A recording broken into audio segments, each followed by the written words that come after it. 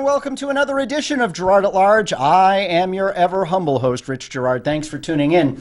As you know, you can find us online still at girardatlarge.com, and you can find us still on Facebook and Twitter, also at Girard at Large, where we encourage you to like us and to follow us. Why? Because you're more likely to be able to visit us in Facebook jail. Yes, folks, it turns out that I, your humble host, have been censored by Facebook for sharing posts that they deem non-factual, like the New York Post stories the last couple days on Hunter Biden, son of vice president and presidential candidate Joseph Biden, who, by the way, according to a recent news story, which you can find also on my personal Facebook page at Girard at Large, turns out he had several generations of ancestors who were, drumroll please, slave owners. So it looks like our Democratic Party friends are returning to their roots as the party of slave owners, in as much as both Joseph Biden and Kamala Harris hail from families who owned slaves. Now, I don't necessarily hold the sins of his forefathers against him. However, in the cancel culture, in a world where any past sin requires you to be removed from polite society, it seems to me that the Democrats are faced with a proposition whether or not to ignore the sins of slavery without demanding reparations from the personal fortunes, however ill-gotten, of Joe Biden and Kamala Harris, be paid out to their any surviving ancestors of the slaves that they own, or I should say, surviving. Sorry, Facebook Live just took a dive. Any surviving progeny of the slaves once owned. But it's interesting to note that, and I share some of this stuff with you because, you haven't really read this anywhere in the mainstream media. And if you go to my Facebook page and scroll down and find the story, you will see that it is meticulously well sourced, and the documents speak for themselves. So that is one of the latest things on the campaign trail, but also with respect to Hunter Biden, it would appear that Joe Biden, dare I say it, was not truthful when he said he didn't have any knowledge of his son's overseas business dealings. Well, apparently a hard drive or two has turned up with multiple emails between Hunter Biden and many other folks that clearly show the office of the vice president was for sale to the highest bidder from business interests and governmental interests, not just in the Ukraine, but in China. And there's some pretty damning evidence, something that you are also not seeing anywhere in the mainstream media, as Facebook and Twitter have shut down even the Twitter account, even the Facebook accounts of Kayleigh McEnany, the press secretary of the president, who retweeted the New York Post's stories, which provided all of the source documentation because they said, well, we need to fact check it. Did they fact check the story that claimed falsely that President Trump called World War I soldiers suckers and losers? Did they fact check the story of the dossier that BuzzFeed put out? Did they fact check any of the false stories that have been published and later repudiated? No, this is Twitter, Facebook, big tech, the Democratic Party, the media covering for Joe Biden to try to protect him from the sins that he and his family have committed at taxpayer expense. So the plot thickens as we get closer to the election, and it remains to be seen whether or not the media will actually do its job. Now, folks, I encourage you to go read the classic book written by George Orwell, 1984.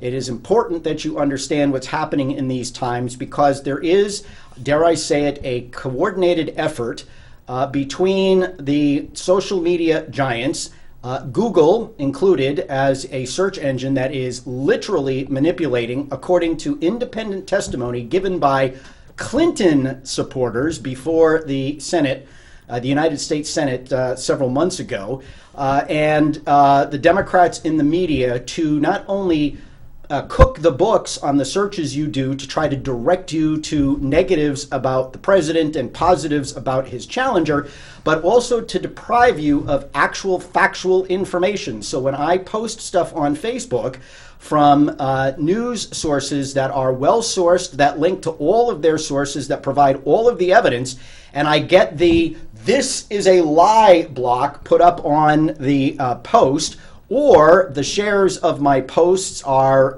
banned, shadow banned as it's called, and the posts are getting no play anywhere, you begin to see that even here at the Girard at large level, that Facebook is playing dirty. So it's important to you, if you follow me on Facebook and Twitter, to follow the feed, and if you're not getting notices, to go in and check every now and then, because I'm doing what I can to put these stories out there as best I can, so that you can know what's going on, and more importantly, you can share it with other people who need to know as well. Facts are stubborn things, and they're things we need to put out before the electorate as this election season rages. Also in the category of facts are stubborn things is the people losing their minds here in the state of New Hampshire and beyond over the coronavirus.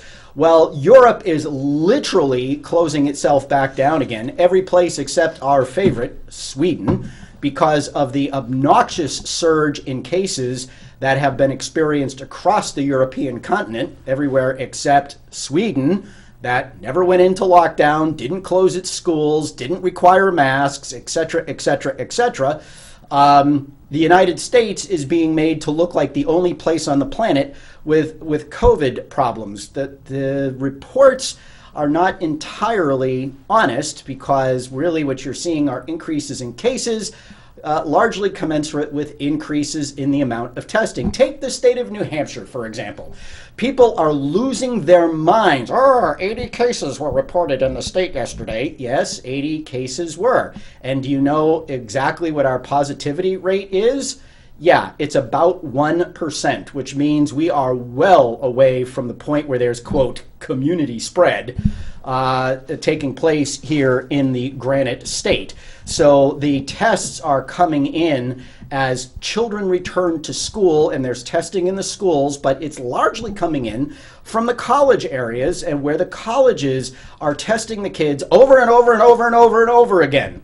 Of course, people complain that there has been a doubling of the number of hospitalizations as the number of cases have risen, and I suppose that's true, but when you're going from 9 people in the hospital to 18, you're not exactly in danger of overrunning the 50% vacancy rate in the hospitals across the state. It's about time we keep a little perspective here about what's going on. Irony of irony, the city of Manchester on Tuesday night will finally take up the proposed mask ordinance that will fine you up to $1,000 if you fail to wear a mask going into a store or anything else, which brings me to a question. Why is it that I can go into a restaurant and take off my mask while I'm seated at the table, but I can't go to church and take off my mask there? Is there something magical about the antibacterial properties of the table around which I sit in the restaurant that protects me from the COVID-19 virus that isn't present in my church? Of course, with the amount of incense my pastor uses, my guess is the COVID-19 virus doesn't stand a chance. But that notwithstanding, the science that everybody's using to try to protect us from ourselves and the virus really doesn't make a lot of sense when you start to drill down on it, which brings us to the question of masks in the Queen City. How about that? Well, little bit of breaking news. Probably you haven't heard about it. Jack Heath of New Hampshire Today, the host of the New Hampshire Today show on WGIR AM, abruptly announced his resignation from WGIR Today. I have unconfirmed sources that have told me the reasons why, but since they aren't confirmed, I will not share. But that having been said, the surprise announcement has sort of taken WGIR and his listening audience by storm, especially just 2 or 3 weeks out from an election. So if you're looking to tune in to Jack Heath in the mornings on 6:10 a.m., you're not going to find him there. I'm told they're going to have a series of guest hosts while they look for a permanent replacement. So, just a little bit of breaking news, but along the lines of things that don't make sense, the CDC, our favorite place, which I posted an article from, see, they released a study. And you know what the study said? Masks are not effective in fighting the coronavirus. Of course, I got some pushback from that from some liberal know-it-alls who, are tarring and feathering me as being an idiot for not being able to read the scientific study that they're capable of reading. Kind of funny because I took the sentences right out of the abstract that said that the masks were ineffective. But nonetheless, there was another post that the CDC put out, another bulletin that it put out, warning people in California that masks, the kind that we're wearing for the coronavirus, will not protect them from the smoke of the forest fires because the smoke particles are, quote, too small to be blocked, which is kind of interesting that they will turn around and say that masks should be worn to protect you against the coronavirus because, as you might imagine, the molecular size of the coronavirus is significantly smaller than the smoke particles that will not be blocked by the mask. So you have to ask yourself, what in God's name is going on? Which again brings us to what's happening here in the Queen City on Tuesday night.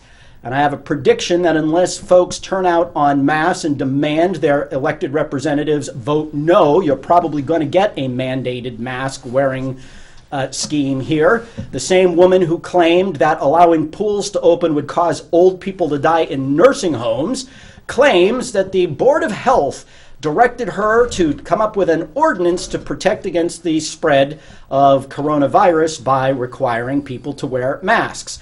Funny thing is if you go to the city's website, there are no meetings of the Board of Health after the month of February.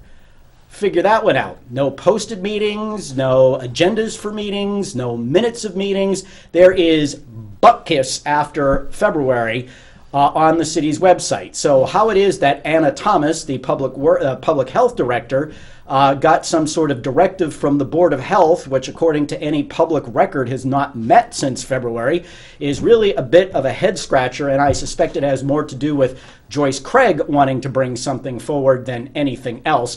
But the woman who said old people will die in nursing homes if children are allowed to go to swimming pools this summer, later forced to admit that it did not cause a widespread. Of course, they only caved in after we helped break the story here on Girard at Large that the private sports club that Mayor Craig belongs to with her family that has a swimming pool was allowing children with the guidance of the public health director to swim in its pool while the rest of the public was denied access to the public pools. And even after they opened, it was only the splash pad at the DuPont pool site, the Hunts Pool in the Center City, and Crystal Lake. So all of the other aquatic facilities in the city were not allowed to open. So during the hottest, driest summer in a decade, the citizens of Manchester were deprived of their recreational opportunities because of the specious claim that old people would die if swimming pools were open. So now this crowd is bringing forward a mask mandate. Hooray! Can we say, fine you $1,000? And according to some, the mayor and Alderman Pat Long included, businesses are demanding that the city, oops, I got to stop doing that. Businesses are demanding that the city impose a mask ordinance because they don't want to be the bad guys when they tell their patrons that they can't shop unless they have a mask. Now, the city does not have, and people will run around and say, well, you know, you see signs all over the place that say no shoes, no shirt, no service. Well, this is true. So if someone puts a no shoes, no shirt, no mask, no service mask out there, then my guess is most people aren't really going to cause a fuss. They'll go to a place that doesn't have the no mask requirement. But the idea that the city has to mandate mask wearing in all internal buildings, shopping malls, private offices, workplaces, et cetera, is a bunch of baloney. to protect the business owners from cranky customers? Really? Is that what the government is around for? But even if we were to agree that a mask, that there's some legitimate basis for this, we would have to only look 20 minutes to our south, to our sister city in Nashua. By the way, according to the latest statistics, you know how many cases are in Manchester, which is being ravaged by the coronavirus? Yeah, as of today's numbers, there were 92. So, yes, in a city of 120,000 people, there are 92 cases of coronavirus. This is evidence of a massive community spread that must be addressed by people like Anna Thomas and Joyce Craig. So, what we've now there were times when the city had hundreds of cases, active cases, all at once. And, quote, it was spreading like wildfire through the city. Of course, when it was spreading like wildfire through the city, when we had 400 and 500 active cases here out of 120,000 people. By the way, grand total of cases in Manchester, 2,200. So that's less than 2% of the population of the city of Manchester has caught in coronavirus. And the overwhelming, the largest block of people overwhelmingly have been in, drumroll please, nursing homes and assisted living facilities. 4/5, 80% of the deaths in the city of Manchester and across the state of New Hampshire have come from nursing homes and assisted living facilities. Now, not that we want anybody to pass away, but according to CDC statistics, 94% of all those who have passed, not from COVID, but with COVID, had an average of 2.5 other serious health conditions, also known as comorbidities. Only 6% of people nationwide have died only of the coronavirus. In other words, they had no other complicating health issues. So I know people who have passed away from this. I also know that some of them were on their deathbed when they caught it, dying of either congestive heart failure or lung cancer. They were in hospice care when they contracted it, and they were all coded as COVID deaths because they caught COVID, even though they were on their way to the pearly gates, as it were. So now, when we look to Nashua, we see that if you're taking a look at positivity rates, so the positivity rate in the state of New Hampshire is around 1%. Positivity rate meaning the percentage of people tested who test positive. The positivity rate in the city is about 2%. Nashua, which has had a mask mandate for nearly 2 months, has got a positivity rate that has grown enormously since they imposed the mask mandate. They are over 4% positivity in the city of Nashua. So I don't know, people accuse me of not being a scientist, but I can tell you that I am kind of I use something called deductive reason. You know, it's kind of odd that the people who are, complaining that I am willing to challenge the experts and, oh, who am I? I'm not a doctor, I'm not a scientist, I'm not a chemist, I'm not a biologist, I'm not an ist, except, of course, racist, sexist, homophobic, Islamist, all those icks and ists. When you take a look at it, we use something called, why is it that all of the people who are willing to bow at the altar of the experts are also the people when it comes to education that say, you know what, we need the Common Core because we need to teach critical thinking. Part of critical thinking is questioning what people say, challenging what they're presented, demanding facts and evidence, and allowing those facts and evidence to, affect your opinion of things. So deductive reasoning tells you that if a community, which is roughly your size and roughly your demographic, has for 2 months had a mandate that you're looking at and has experienced a significantly worse outbreak of the thing you're trying to prevent or slow down, it would seem to me that doing what they've done is not a good thing to do. I don't know. Call it deductive reasoning, but if the CDC is now publishing studies that show that masks are ineffective, and I think I shared with you, when my wife who has to wear masks while she's teaching in school. By the way, the school my wife teaches at, the Catholic school my wife teaches at, they have now gone this entire time. Yes, the kids wear masks at certain points, the staff wear masks at certain points, but when they're sitting at their desks, they don't need to wear them. In any event, she's had 4 kids out sick, all of them with colds. No cases of COVID, despite the fact that everybody's in class, full classrooms, 5 days a week. No cases of COVID, but the masks clearly aren't preventing the kids from getting colds or sore throats or some of the things that kids get. So if they're not preventing the kids from getting a cold, why would they prevent the kid from getting COVID-19? According to the disclaimers on all of the packages that the masks come in, the masks will not prevent you from getting COVID-19, and they're rather emphatic about that. Go ahead, pick up any package of masks, you'll see the disclaimer, and obviously, if the manufacturers are telling you it doesn't work, then it probably doesn't work. So what's the point here? I think it's about time, once again, that we take a good hard look at Sweden and see what Sweden has done, because Sweden is not suffering any of these second waves, these resurgences. Their infection rate has plummeted, their death rate has plummeted, and by the way, neither their infection rate nor their death rate was as bad as any of the major countries in Western Europe, and they're on par with ours, and we are better than all of the major countries in Western Europe on both fronts.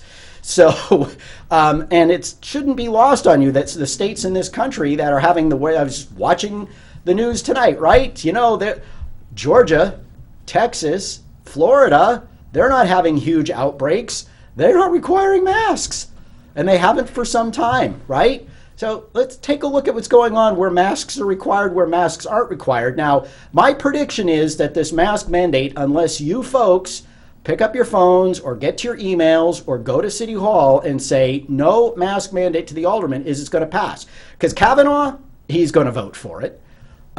Stewart in Ward 2, he's going to vote for it. Pat Long, he'll vote for it and say the businesses made him do it. Jimmy Roy, don't think he'll vote for it. Not sure what Sapienza will do, but he'll probably go with the experts and vote for it. Moreau won't vote for it. O'Neill, you know he loves to impose the government on you. He'll vote for it. Levasseur won't. Don't believe Terrio will. Porter won't. Don't think Barbara Shaw will, but she could be susceptible to pressure. Bill Berry will, because, well, he's Bill Berry and Joyce Craig will tell him to. Gamache will, and Hirschman won't. So it's going to be close. They need to hear from you. So, John, turn off your TV in the background. You're on the air. Yes. I got a question to ask you, but first I want to ask you, before even President Trump was elected 4 years ago, even before he was elected, they were the Democrats and the fake news were almost every day they were after him about the Russian stuff, about the virus thing, and continuously all kinds of things. Okay, now my question is this here: Hillary Clinton let all these, I think it was about 3 or 4 of ambassadors die. Not ambassadors, but those people in Benghazi working for the U.S. government. Yep. She they called for help, and she never sent help. You know, and not only that, on her computer, you know that she had all kinds of classified stuff on her own personal computer. Yep. Now my question is, I can't understand why they can't investigate her. Why are they after Trump when it should be? They just forgot about her, you know. So before you answer that, I got one more thing to say. Okay. I can't understand why my taxes are going for abortions. Don't they make enough money selling body parts? Okay, then thank you very much. John, I appreciate the call. And yes, they make enough money. And, well, the questions that you're asking basically have the same answer. And this is what happens when you have liberal special interests that are in control, whether it's in the State House or in the Congress. And when you have an unholy alliance between a political party and the media, which the founding fathers created a free press in the hopes that they would be an independent watchdog on the government, the Fourth Estate it was called, as a way of keeping everybody honest. Well, that clearly has failed. And so the agenda becomes getting rid of the obstacle or obstacles to the global vision that people have of what the world should be like. It's a Marxist vision. It's one that's been promulgated by the United Nations. It's one that's been promulgated through our schools for the last 3 to 4 decades. We have now educated at least 2 and probably 3 generations of kids who are functionally illiterate when it comes to history and civics, and what they do know is wrong. And so the population is susceptible to the lies that they're told, and therefore believe in the remedies that they're told will address the lies that are presented.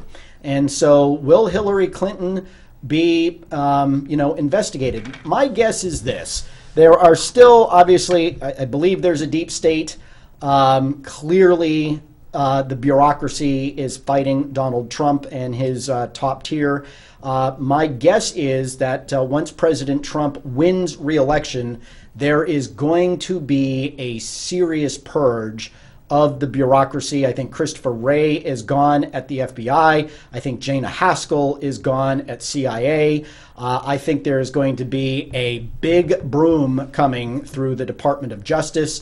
And I think I will predict that General Michael Flynn will be brought back into the national security apparatus.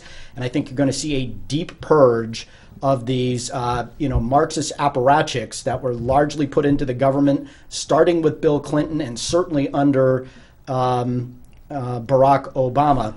And I think we're going to get it cleaned out, and I think hopefully we're going to get the rule of law re-established. So now that I've gone over some of the stuff that I wanted to hit, particularly with this mask mandate coming before the Board of Mayor and Aldermen in the Queen City, I now want to take the rest of the show to introduce to you a man that I've started to get to know and was impressed enough with that I asked him to come on the show. His name is Jason Syversen, and he is running for the District 16 State Senate seat. He's a newcomer to politics. He is an upstanding young family man, and he's got the head of hair to prove it. And District 16, for those of you who don't know, are Manchester wards 1, 2, and 12, plus the towns of Hooksett, Dunbarton, Candia, and Bow. So this is a district, by the way, and I meant to touch on voter fraud, and I'm going to do it really quickly. But, there was just a story out today where 5,500 sample ballots were sent out by the Democratic, 2 Democratic town committees up in the Upper Valley. I'm forgetting the names of the communities. It was Lyme and something else, I think.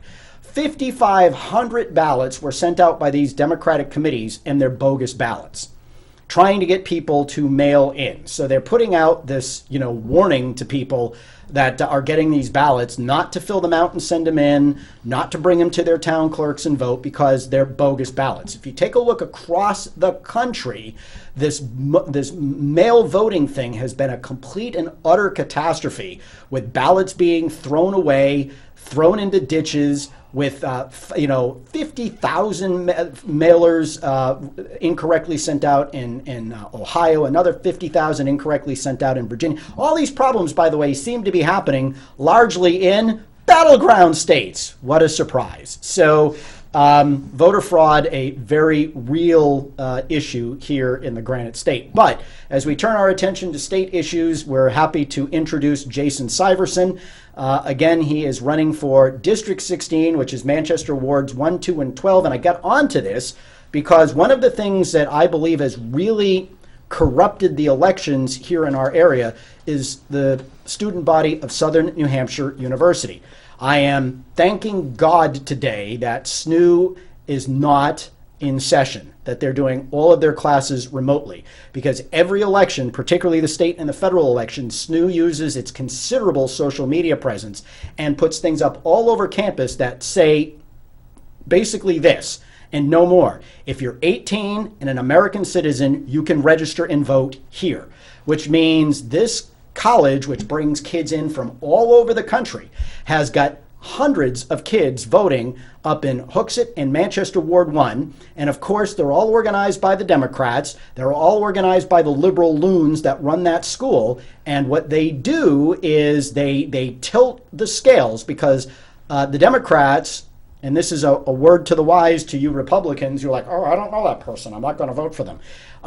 One of the things that hurts Republicans is that Democrats go much deeper down the ballot than Republicans do when it comes to vote. Republicans will tend to vote for the bigger offices and say, oh, I don't know these people running for the lower offices, so I'm not going to vote. But the Democrats, including all of these improperly, illegally registered students, go from president to selectman, which is why we lose a lot in the lower offices.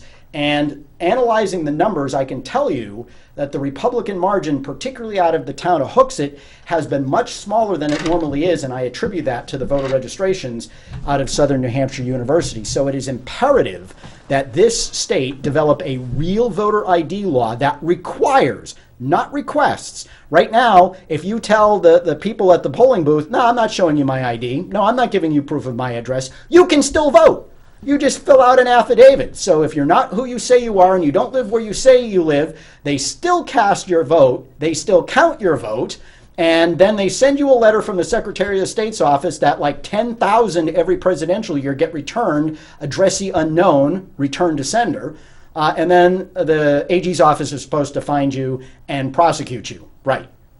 All 10,000 that register illegally on election day are somehow going to be found. Oh, and there's another, 3,000 or 4,000 that used out-of-state licenses that didn't register within 6 months to prove that they, to follow through the... So, they should verify your identity and address before they count your vote, which means they should require you to provide photo ID and proof of address before you can register and before you can vote. But without further ado, Jason Syversen, welcome to the show. It's good to have you with us.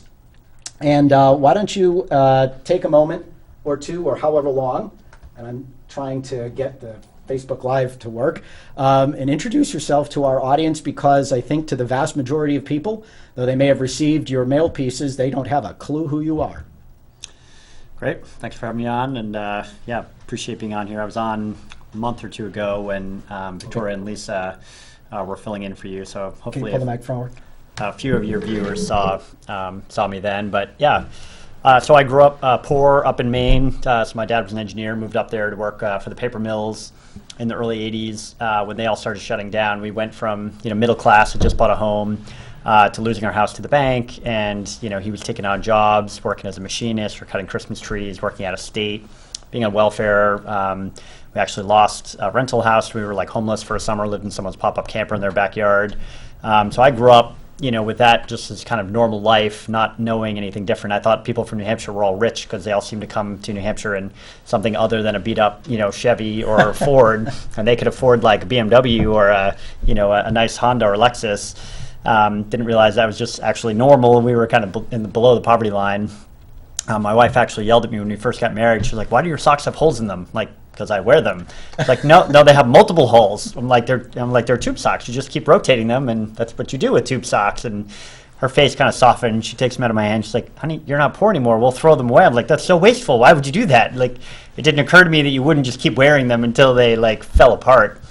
But that I think was a valuable experience, right? Because it taught me the value of hard work and motivated me to have a different life. So I worked hard in school. I was an Eagle Scout and ended up getting a free ride to University of Maine for computer engineering, and came to New Hampshire right after college because although I loved the beauty of Maine and the people there, I really did not want to struggle financially my whole life, and the pressure that I saw, it's just a constant pressure and not answering the phone because of bill collectors and things like that my parents had to deal with, and the stories I can share. So came here, worked at BAE when it was Lockheed Martin, went through their leadership development program, and worked my way through the company, worked at every building in Southern New Hampshire, and got a master's degree in electrical engineering at Worcester Polytech Institute. really decided I loved hacking and started hacking the company network, finding vulnerabilities and then reporting it to the IT guys. So they planned on you hacking the network? Well, not fully. Really? I just did a little poking around, and I would find something. I'd be like, "Hey, I think that's a problem." Then I would call them, like, "Hey, is that a problem?" And they're like, "Oh, yeah, that doesn't look right." My favorite conversation was when I was talking to a guy about security, and he's like, "Oh, we're perfectly secure because we harden all our servers, but all the workstations, they're totally vulnerable." I'm like, "But you know, your administrators, they work on those workstations, so if I can hack that computer that your guy's on, I can do anything he can do on any of the network." He's like, "No, that's impossible." So you like, did it. Yeah, exactly. So I was like, "No, I'm quite sure I can." He's like, "Prove it." I was like, I was hoping you'd say that. I'm like, "Have your boss send me an email before I do anything, and then I'll prove it." So a couple of weeks later, I did, and I had full, complete access to the entire corporate network. And I called him up the next day. I was like, "Hey, you know, I can do anything on the network I want." He's like, "What? How did you do that?" I'm like, "I told you how I could do it." So yeah, that kind of really launched my career into cybersecurity, cyber warfare. You know, his bosses were like, "Oh, you're pretty good at this hacking stuff. Did you ever think of that as a career?" But I didn't really want to work on the IT side. You know, BAE is a defense contractor, so they do electronic warfare, nation-state research, and so yeah, I ended up helping start a cyber warfare group in the company. We got some government contracts to do research for different military intelligence agencies. I ended up getting recruited to go to DARPA, which is the Defense Advanced Research Project Agency. Used to be called ARPA, and of course the internet used to be called the ARPANET, so they were kind of famous for that, but they also helped pioneer early work in GPS, stealth aircraft, and most famously recently, autonomous cars, as well as the Luke robotic arm that DECA is working on, if you've ever seen that project. So I ran about $100 million in classified research programs there, and couldn't sell my house in New Hampshire, so I actually flew down to DC every week for 2 years. And then couldn't do that any longer. It was a temporary job, and I had a family. So I stopped and started my own company, Siege Technologies, right here in the mill buildings, and bootstrapped it from nothing. You know, I had no family money, obviously, and just took what I had in savings and then credit cards and a home equity line of credit and poured what we had in the company and worked for free for 6 or 9 months. I got my first paycheck, I remember, at Christmas. We were down to like $200 left in savings. Yeah. And company took off. We did over $1 million in our first year of operation, full year of operation, and I think the company is broke double-digit millions now. I sold in 2016 to a tech firm, and my wife and I are both Christians. We felt really strongly about giving back, so we took enough to live on, and we donated the rest to charity. So we put millions of dollars into a foundation, and since 2019, I've been basically volunteering for a number of charities since then. So I'm on the board of directors at Rise Up Staffing here in Manchester, which helps homeless and folks coming out of addiction and anyone else who needs a job to kind of get a job as a staffing firm and kind of train them to get back in the workforce. And they're a nonprofit, obviously.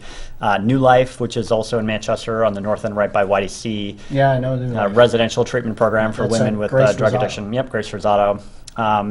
I also serve at Cafe 1269, it's a soup kitchen in Manchester. I was on the board at Shiloh's Food Pantry, which now I just volunteer there. And then I'm an advisor for the National Center on Sexual Exploitation.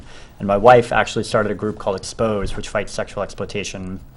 We also have 6 kids, which happened through that process.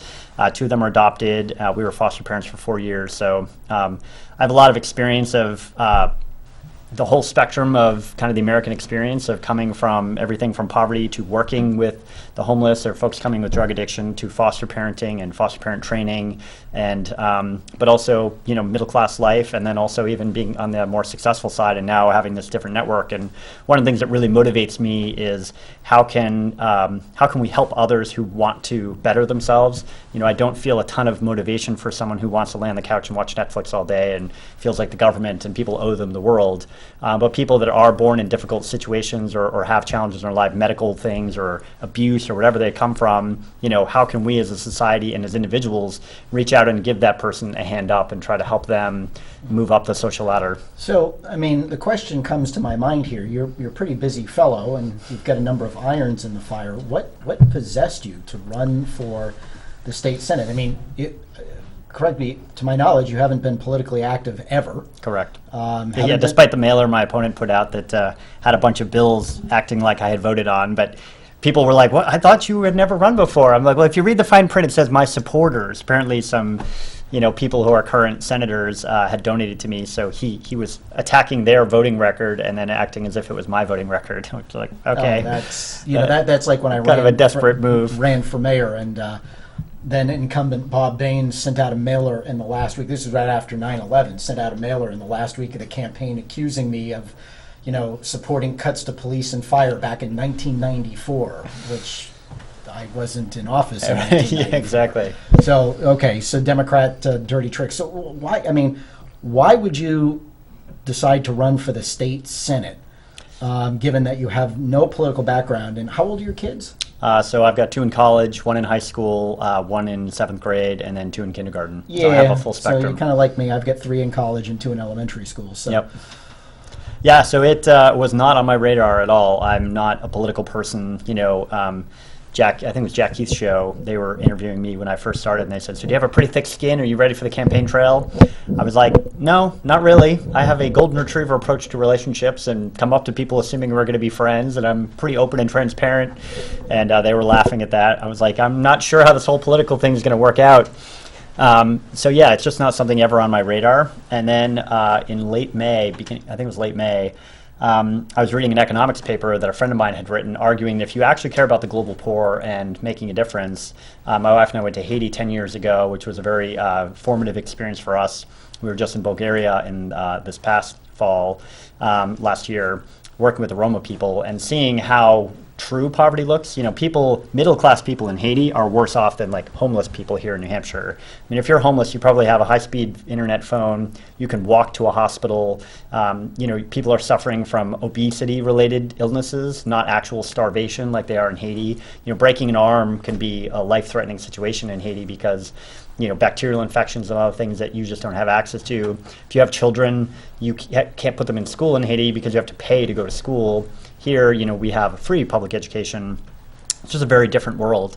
And so, reading this paper was arguing that government is far more impactful than charity, because if you have a 1% chance of moving GDP by 1%, you could affect millions of people. And they talk about India and China and South Korea and Vietnam and how embracing open borders and open markets have lifted over 1 billion people out of poverty in a way that no microloan program or funding some orphanage could ever do. So I'm reading that, it makes sense, the math makes sense, right? I'm an engineer, I'm like, I see that, but I'm motivated to do this stuff as a Christian, where it says, love God, love your neighbor. Who's your neighbor? Well, the neighbor is the guy on the road who's bleeding in front of you and needs help, and you go help them. So how do I take this kind of theoretical idea and apply that practically in my life? And I'm walking out to talk to my wife, and she's literally talking to Shannon McGinley. The two of them had worked together to fight prostitution, which they tried to legalize here in New Hampshire. And my wife, of course, used to work. She started a group fighting human trafficking. She's worked with a lot of trafficking survivors. And so she was having some of them testify why prostitution would be bad for New Hampshire. And Shannon and her are talking, and I don't know Shannon, but Shannon is saying, hey, we need someone to run for the Senate. I was like, would your husband be willing to run? So they're talking about that, and I walk out, and my wife's like, hey, Shannon's trying to get you to run for Senate. I was like, well, that's kind of a weird coincidence, but no, I'm good. I don't like politics. I'm not going to do that. While we're having this discussion, I look at my phone, and I have a voicemail that came in from some unknown name, some unknown guy, and he's saying, hi, this is Harry, calling you, Jason, see if you'd be willing to run for state Senate. So I was like, what's going on here? What is this booming voice from heaven?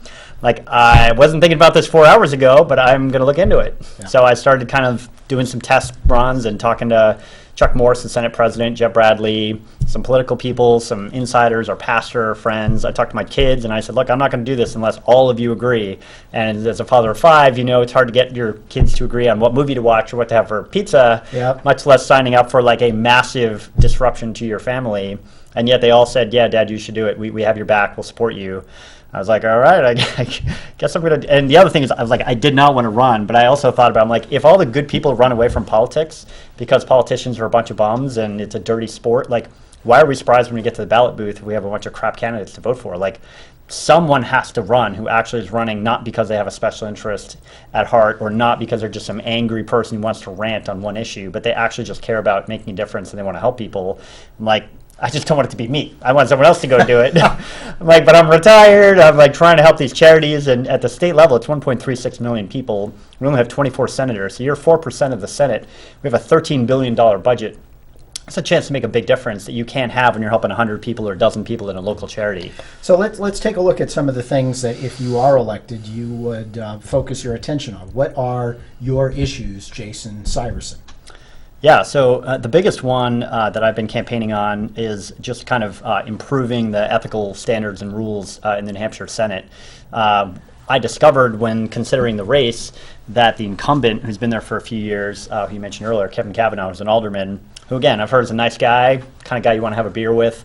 I'm also a nice guy. I've got a bunch of kids. I've coached basketball for a long time. I guess he's coached baseball. But he has a horrible conflict of interest, like the most blatant one I've ever heard of. He works for a special interest group that pays him $131,000 a year. They've put over $88,000 into his campaign over the last few years. I haven't checked recently. It's probably well into the 90s now. And in return, he doesn't recuse himself from stuff related to them in the Senate. Oh, it sounds like Donna Soucy working for the Teachers union, yeah, the firefighters union, yeah, yeah. and not recusing herself on That's bills right. that. But at least come they're before the her. Senate. That's her client, right? She's a lawyer for a law firm, Yeah. and that's one of her law firm's clients. In this case, it's actually his boss. Like the people who write his performance review and calculate his bonuses and structure and all that, their organization actively lobbies the state for millions of dollars. And he's gotten $88,000 in his campaign from labor unions.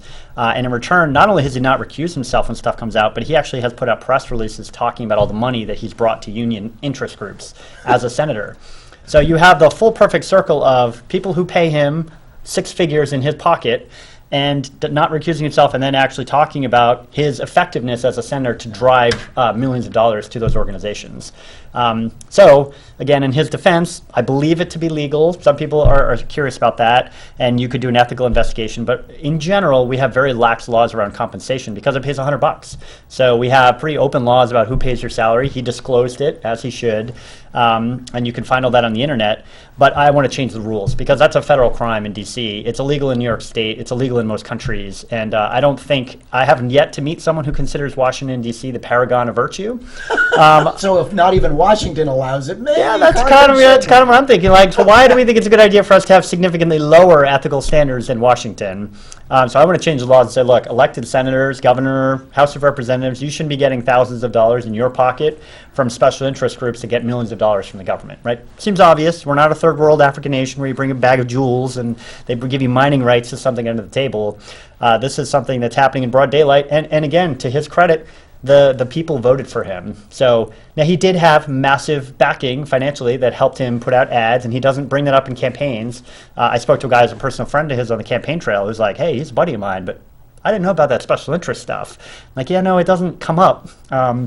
So that's one of the things that I'm pushing to change. And again, I don't think it's him, as you said. Right. Other people are doing that. It's a problem in politics, and that's why people hate politicians. Is people are always looking at, why do it if you don't? What's in it for you? And that's a way that people are extracting value out of the political system by taking advantage of their power and leverage to take advantage of special interest groups and provide a benefit for themselves that I think is wrong. And then there are all the firefighters that run, from the city or around the state, who then turn around and vote on the New Hampshire retirement system that affects their pension. Yep. It just, so you're going to have your hands full after you're elected trying to clean up the ethical mess there, because you're going to get you're going to get some big pushback. Yeah, I mean, and we're never going to make it perfect, right? There's at some level, it is a volunteer legislature, so. But that's no reason to have that kind of conflict. That's right. I mean, that's so crazy, right? Like, if you work for a bank and at some point, well, there's something related to the bank, well, he could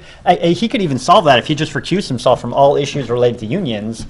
He wouldn't have a problem, but of course, at least the one that's paying him $131,000 a year. Yeah, and I think some of them are not. They're different union issues, but all the unions they all kind of pass money around to each other and help each other out on the same issues, right? When you're a union guy, you're kind of supporting unions.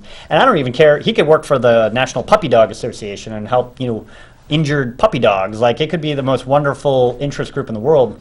The key is trying to make sure that you're not working on things that are directly related to people paying your salary, right? That's a huge conflict. So anyway, that's one thing. Part of it is preserving the New Hampshire Advantage. So I think a lot of people recognize, part of what makes New Hampshire great is we have natural beauty and, culture, but we also have this unique climate where we have no income tax, we have no sales tax, unlike all of our neighboring states, Vermont and Maine both have a lot of natural beauty. But they also have a sales tax and an income tax, and we see their economies are significantly worse than here in New Hampshire. We have one of the lowest unemployment in the country, and particularly even post-COVID. Governor Sununu has done a pretty good job of managing the challenges that we've seen in the state. and really our economy is just booming. I think we're down to like 4% unemployment now, and it was like 2.9 before COVID. Yeah, it's at 6. What's that? What is that? 6 unemployment? Yeah, the unemployment rate's at 6. Yeah, It came down to 6. Yeah, I just I saw Sununu yesterday, and I think he said it was 4, but we'll see which data set you may be using or how current they are. But anyway, There were 4,000 fewer people who filed this week versus last week, so maybe that's where the yeah, it thing's could be. coming So Cavanaugh voted for an income tax, as did most of the other Democratic senators. So that's something I am fighting against. But I also things I want to preserve some of the advantages of New Hampshire, but I also want to try and improve things. So there's a ton of issues just from my experience in working with nonprofits. I'm also big on obviously job creation as an entrepreneur and as an investor. I've helped invest in a number of startup companies and mentor companies, either as a formal advisor or just informally as a friend. So I really understand the challenges that small businesses and startups have in the state, and I'd love to help them continue to grow. My company actually started through an accelerator program, which was called the Amoskeag Business Incubator here in Manchester, became the ABI Hub, became the Alpha Loft. They never got $1 of state funding, and they actually used to get funding from UNH. Well, UNH pulled that funding and said, well, we have our own incubator. Why are we going to fund you guys over there in Manchester? We want to only do UNH things. So they basically folded, and now they got rolled into the New Hampshire High Tech Council as like an initiative. The problem is the High Tech Council is funded by Fidelity and BAE and all these big companies. They're not really incentivized to foster small businesses competing in their backyard. Mm-hmm. It really is something that helps grow the economy of the state. It helps people create startups, which is where we see many of our jobs in New Hampshire. So I'd love to see the state engage and support, the startup ecosystem better. Broadband is another challenge. New Hampshire is one of the lower states in high-speed internet, and as we see people working from home, I think I want to explore ways, and again, it's not just throw money at the problem, but how can we look at regulation and or deregulation as appropriate and finding access. We don't control broadband like FCC does, but what can we do to help rural communities and towns deal with the monopolies that provide internet access, to try to give them some support and helping people get higher speed internet access. Maybe it's a tax credit or some incentive program, because I think that's a huge driver. We're seeing people move to the state that are high net worth individuals or at least more talented professionals who could then help create jobs and provide a strong workforce.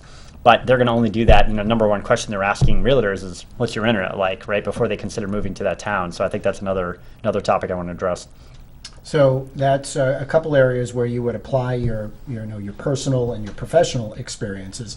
What other issues do you see before the state that you would like to address?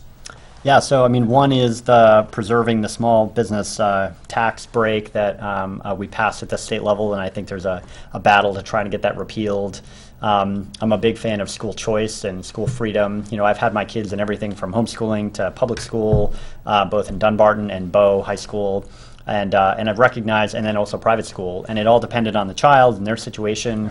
Same with me. I'm a big fan of I think it's why capitalism has worked so well. There's nothing inherently magical about capitalism, but what's great about capitalism is it provides a reinforcement mechanism for things that work well tend to get more resources, and things that don't work well don't. That's why government tends to be very inefficient. It's not that people in government are evil or inherently lazy or anything else. It's just that there's a structure. When they have a monopoly, there's a lack of incentive to innovate and to grow and to reward performance.